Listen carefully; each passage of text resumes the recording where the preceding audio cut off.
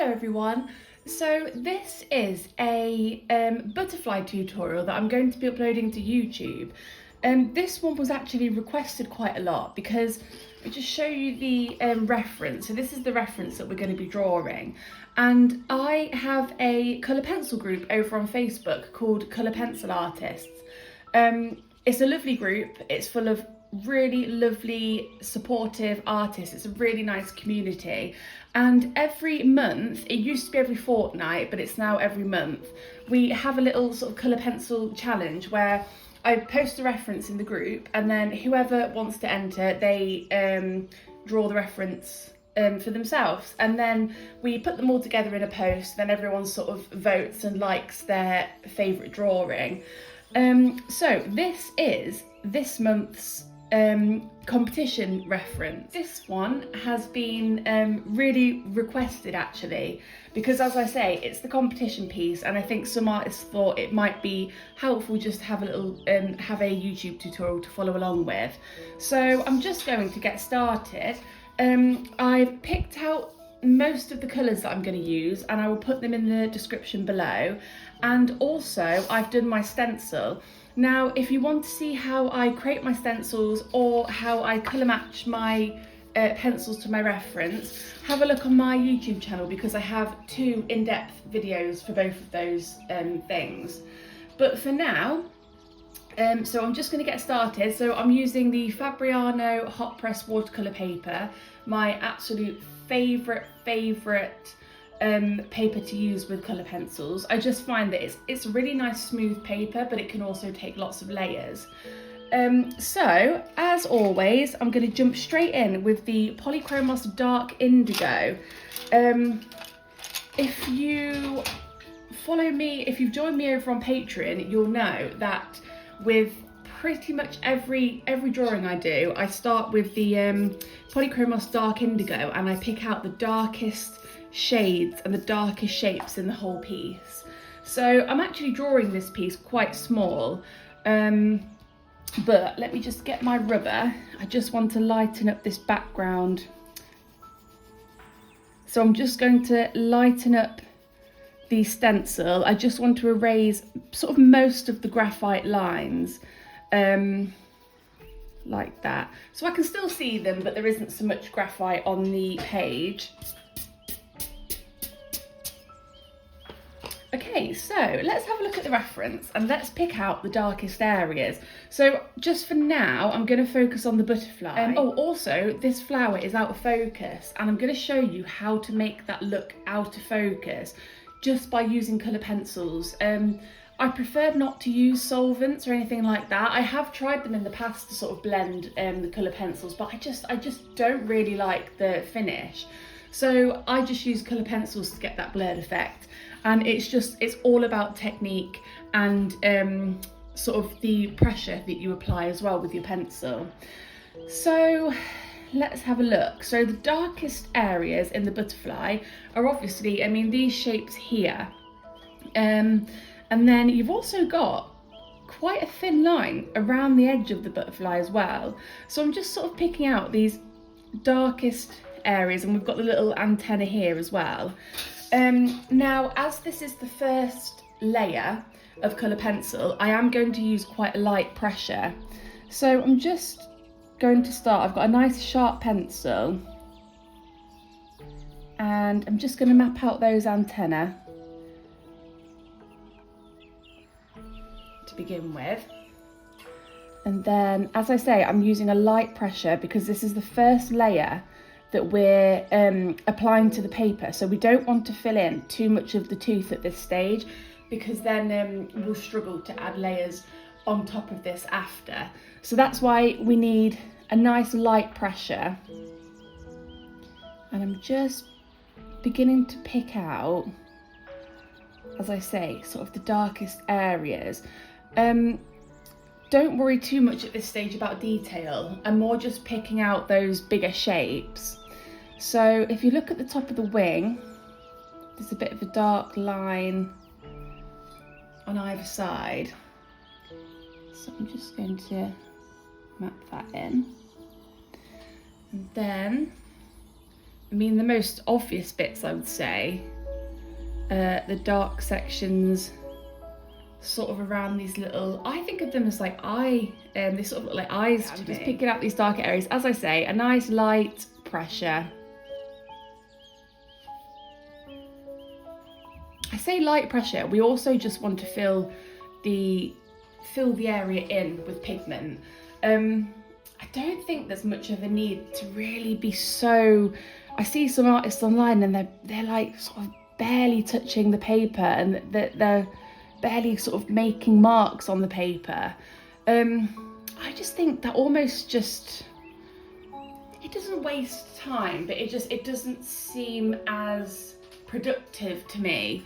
I think for here, for example, if you've got a really dark area, just fill it in. You don't need to be too precious about it. Not at this stage, when this is just the initial layers that we're building up.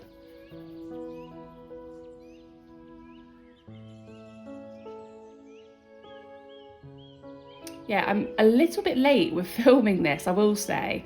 As I say, there's a month for this competition, and I think we're already 2 weeks in, so there's 2 weeks left of the little competition on my colour pencil group. But obviously I just thought it's still going to be helpful to either the people that haven't yet drawn it for the competition, but then also it's just a really nice piece to draw. I'd say it's quite a beginner friendly piece, to be honest. It's fairly simple. I mean, there is a lot of detail, and then there is the challenge of the blurred background as well. But I would say that this is a more beginner friendly piece. Yeah, I'm just a little bit behind because I've been filming non-stop at the minute for my Patreon channel. So with my Patreon, every month I film a more advanced tutorial, which is a longer format tutorial. It's they're really in depth actually. So this month it's an apple tutorial. And I say with the more advanced ones, they're sort of at least 8 hours long. But this one, I mean, I've just finished filming hour 10, and there's definitely, I mean, it's hard to say, there's definitely maybe two, 3 hours left as an estimate. So yeah, it's very in depth, and as I say, I've just finished filming hour 10 for that one. And then I've been filming a more beginner friendly tutorial. So every month on Patreon there's the more advanced tutorial, which this month it's a really beautiful apple branch with all the leaves and multiple apples on it. You might have seen it if you're coming from the colour pencil group. And then the more beginner friendly shorter tutorial is a really nice avocado picture. I've always wanted to draw an avocado. I say this in the tutorial, and I don't really know why, to be honest. I've just always wanted to draw one. So yeah, I've been busy filming those, but I just thought now, so it's Sunday afternoon now, and I thought I've got a couple of hours, I might just begin this butterfly piece. So as I say, pick out the darkest areas. Yeah, I'll leave a link to my Patreon in the description below, just in case you want to take a little look. It's, as I say, the tutorials on there are very in-depth, and they're real time as well, so I don't do any time lapses over on Patreon or any cropping or anything like that. In fact, I mentioned it on my Patreon. But when I was filming, I think it was part 10 of the apple tutorial. I mean, if anyone knows me, they know that I hate spiders. And as I was filming, a big spider just out of nowhere just ran across the page. And it's a slanted table as well, so it just sort of like fell down the page and fell onto my hand.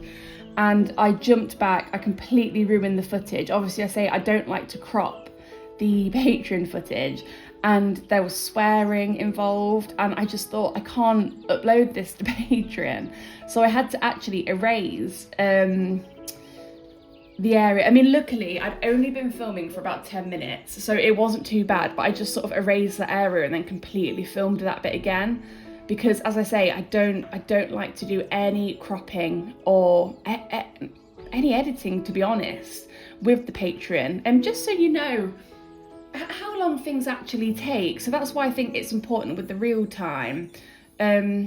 Because with the YouTube tutorials, I tend to do time lapses and things like that, and it's just to speed it up so that it's not, say, like a 3-hour long video for YouTube. But yeah, I think it's nice when there are unedited tutorials and you can see actually exactly how long it does take me to draw, and then how you can see sort of every pencil stroke, you know. So yeah. But I do also, I do like filming for YouTube as well, and doing these sort of shorter format pieces where, as I say, there are sort of time lapses and things like that, and cropping and editing. So I've just added those little, well, I haven't added them all, I've just sort of hinted at those little lines at the top of the wings here. And then now, just on the other side, I'm picking out those darker areas that sort of mirror this side here. In fact, I'm just going to fill that whole section there.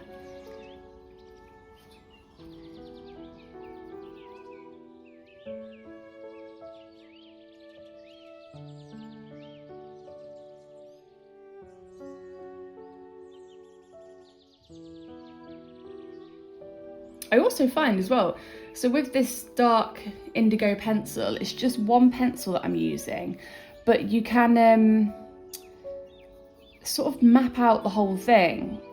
So by the time I finish using this dark indigo and we've done this initial dark layer, you can sort of see what everything is going to be. Like, we'll see the shape of everything. I mean, the shape of the butterfly is starting to emerge already at the top. So yeah, it's just a nice, useful tool, a useful technique, sorry, to map everything out beforehand.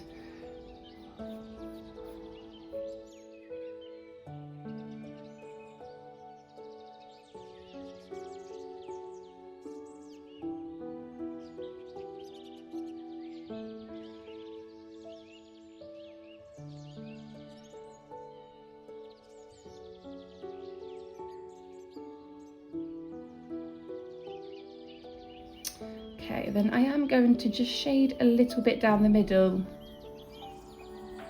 here. And actually, I'm going to very lightly shade in the whole body, because even though it's obviously, it's quite a vibrant sort of yellowy ochre brown colour, but as I say, with the tones, it is still quite dark. So I'm just adding that in there, that sort of initial layer.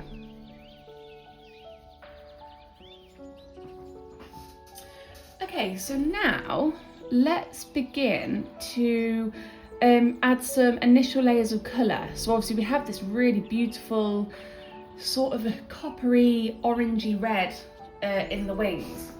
I like to start with sort of the lightest tone. So I'm going to go in with the dark cadmium orange polychromos. Now I'm just going to shade over, so here, and then these little sections here as well. Obviously we've got these sort of details in here. Don't worry about those too much, because I'm going to use the electric eraser to put those in. So for now, I'm just going to completely shade over them, and then we'll pick them out later on with the electric eraser.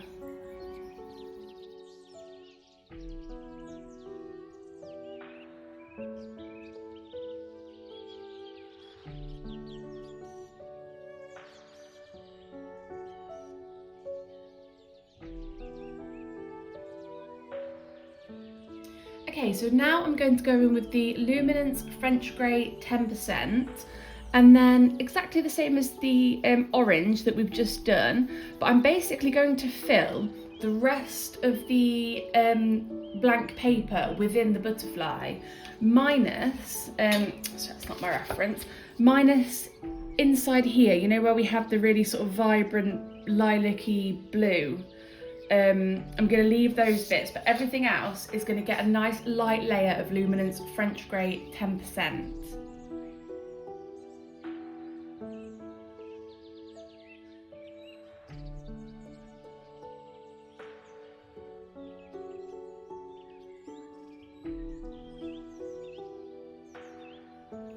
Okay, so now I'm jumping in with the Polychromos Cadmium Orange, and I just want to glaze over the body here, not the whole thing, and then just sort of shade it out and fade into that orange that we've put down of the wings a little bit as well.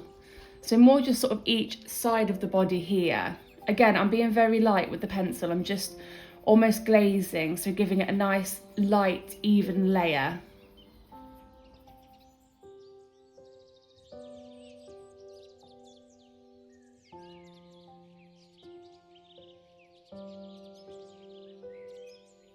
Lovely, and then I'm going to jump in with the Polychromos again. Usually for my initial layers, I like to use Polychromos. I use the occasional Pablo Illuminance, but I tend to stick with the Polychromos for the first couple of layers normally. The Luminants are good to blend because they're a nice soft pencil. So using them in the later layers means that you can blend them really nicely. But so we just use the Luminance French grade 10%, I think it was. But they do have beautiful warm and cool greys in the Luminance collection. So as I say, I do occasionally use a Luminance if I have sort of like a really nice warm grey that I want to add. But yeah, so I'm going to go in with the Polychromos Ultramarine and then just lightly shade in those really nice, they're almost sort of periwinkle, aren't they? The purpley blue areas. Okay, so I'm going to start to darken up some of the lovely orangey copper sort of areas.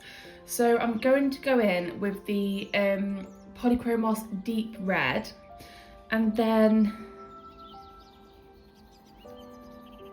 just very lightly, the same as the other layers. I'm just lightly sketching over.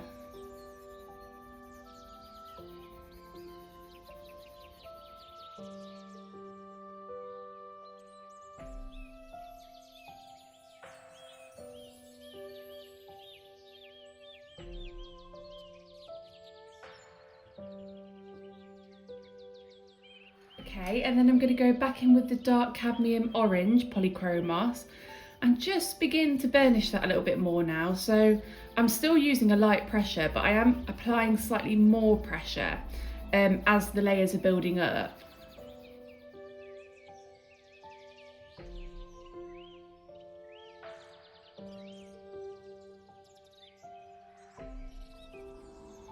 Okay, so I want to begin, let me just show the reference. I want to begin to map in some of these darker areas. So I'm going to go in with the Polychromos Dark Sepia, which is a pencil along with the Polychromos Dark Indigo that I use a lot. So let me just get my pencil extender. So looking at the reference, okay, so we're going to begin to map in these sort of darker areas. Now they are quite out of focus, so just bear that in mind. And to achieve that, you don't want any sharp lines in there. And also you want to use a really small sort of circular motion with your pencil. So let's just start down here, and then I'm just going to begin to sketch in those darkest areas that you can see.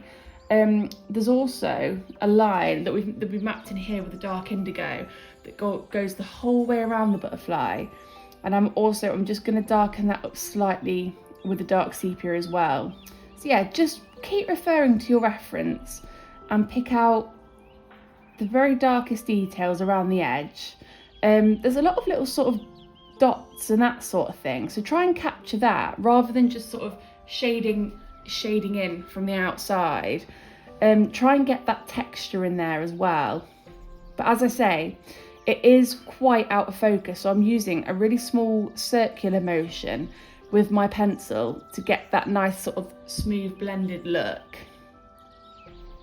And I'm just going to go the whole way around, really, picking out those darkest details.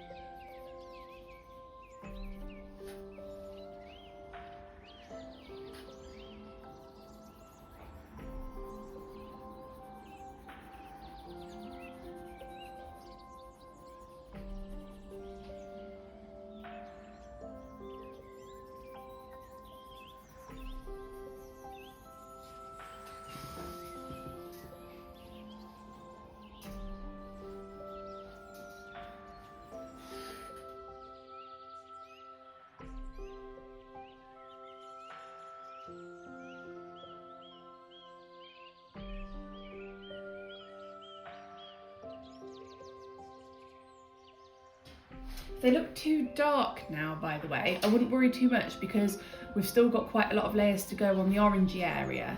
So as we darken up around these lines that we've added, they'll almost sort of blend in a little bit more, so they won't stand out so much. So don't worry about that too much now if you sort of think those lines look too sort of obvious. Let's begin. I want to start to just map in some of the darkest area in the middle as well. So there's almost fine little hairs here. So I'm just making sure that I follow the direction that they're going in.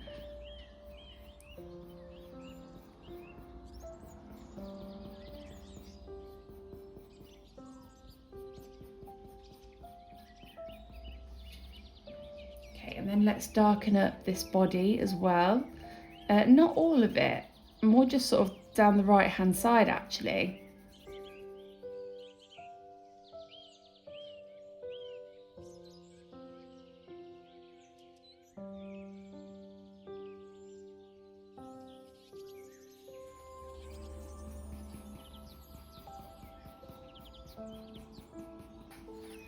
We also have a darker section here, and same on the other side that I'm going to add in as well.